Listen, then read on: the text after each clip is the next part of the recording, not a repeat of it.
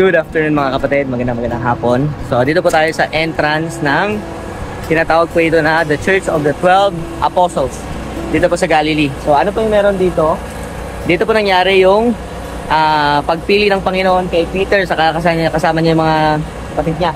Dalawa. So yung sinabi ng Panginoon, follow me and I will make you fishers of men. Dito po. So tara, tignan natin. Let's go.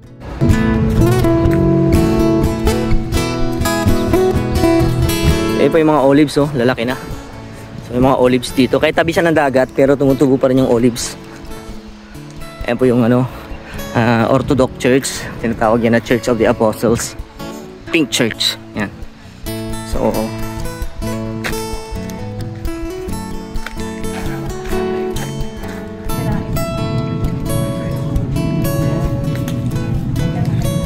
bakit di ba kinuha na?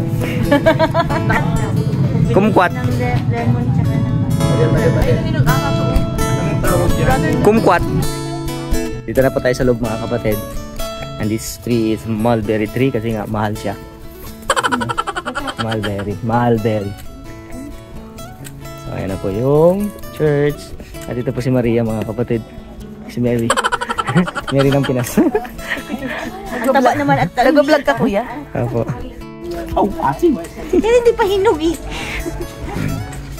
Ito po mga holy peacock.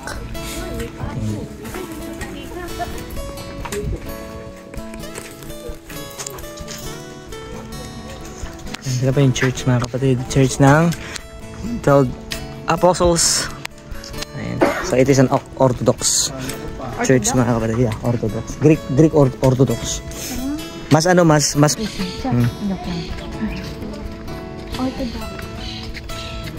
Ano tawag dito? Church of Orthodox?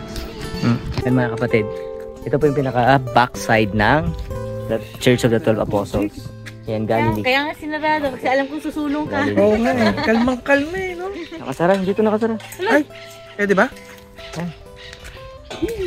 Ayan mga kapatid. Kaya ko baka magdiretso ako. Diba?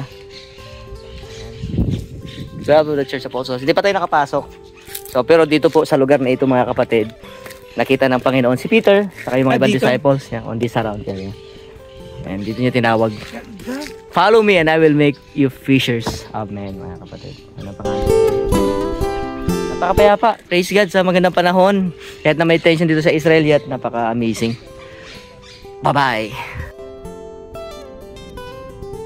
So ayan mga kapatid, pasukin po natin yung loob ng Orthodox Church dito po, the 12 Apostles. Let's go.